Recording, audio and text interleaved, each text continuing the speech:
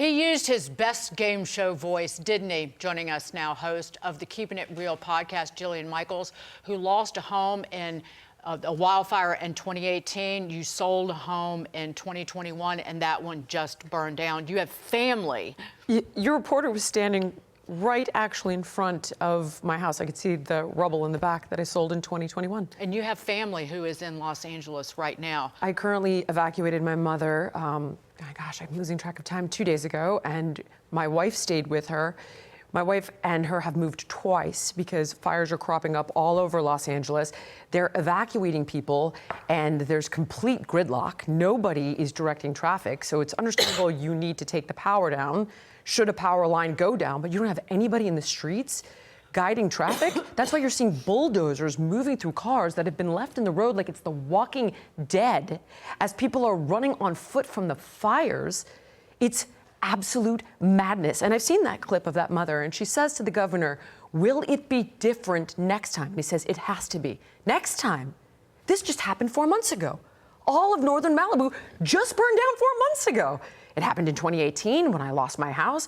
And not only was it not different, PG&E, who was responsible for the fire that burned down my house with equipment that was over 100 years old, was not only not held accountable, he completely let them off the hook, and they weren't forced to update the infrastructure. The fire hydrants are broken. The reservoirs ran dry. Well, guess what? In 2014, Californians voted on Proposition 1 to put billions toward building new reservoirs. Not one is complete 10 years later. Let's talk about forestry. I grew up in California. There were regular controlled burns. You would get notices from the city that you had to do brush cleanup and your home was going to be inspected. This all stopped before Newsom, to be fair. But if we're going to, I'm going to go full-blown devil's advocate on you. California is prone to fire. Bad Santa Ana winds. We know this. Let's go with global warming. Perfect. Since you know the place is a tinderbox, why are you not doing the work? Prepare. Prepare. My God. It's arid. It's dry. Do control burns. Winds. Exactly. The anger in your voice is visceral, it's palpable. How widespread? Because I think there's still the shock and the grieving going on. How widespread is the anger at this point already? I'm seeing many of my peers speaking out. You're seeing Dr. Drew Pinsky rage on Dave Rubin. You're seeing Adam Carolla go crazy. Whitney Cummings is furious. She just posted something on X, and she was like, I was waiting for a fact check, and it has to do with the fact that California donated fire equipment to Ukraine in 2022. And I'm sorry, you have to laugh because it's so absolutely maddening. How is this possible? In addition, you've got the governor who just cut $17 million from the fire department. Now, in all fairness... The mayor, right? I'm sorry. Yes, I apologize. The mayor.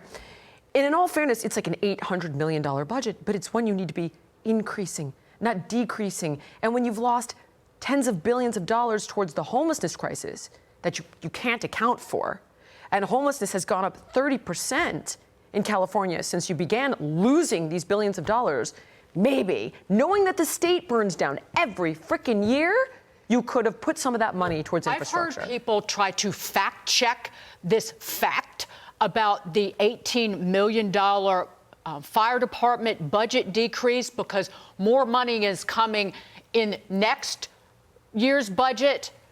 And I just wanted to point this out because the L.A. fire chief wrote that there was $7 million that was cut from the budget that came out of overtime, which was earmarked for training, fire prevention, and other key functions. And the fire chief wrote about a month ago, the reduction has severely limited the department's capacity to prepare for, train for, and respond to large-scale emergencies, including wildfires. Even today, people who somehow prop up Gavin Newsom and prop up Karen Bass are trying to defend them when all of Pacific Palisades has been wiped off the face of the earth. I would give it to you if it was the first time. This is not new news.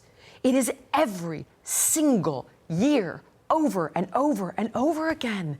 How many people have to die? How many homes need to be lost? We haven't even gotten into where's the water? Do we want to have that conversation?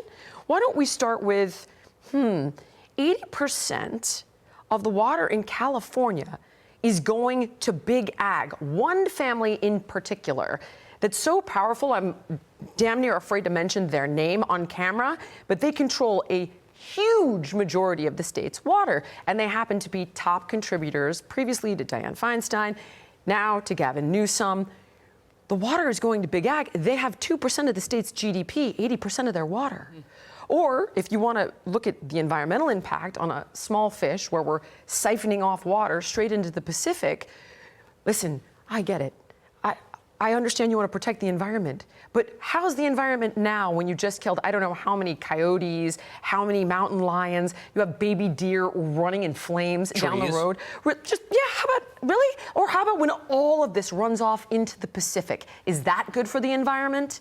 None of this makes any sense. None of it. And Adam Carolla, you mentioned his name. He went on a incredible rant about wait until all of these people who are angry now, who voted for these people, try to go and pull a permit to rebuild. It's going to take I've done that.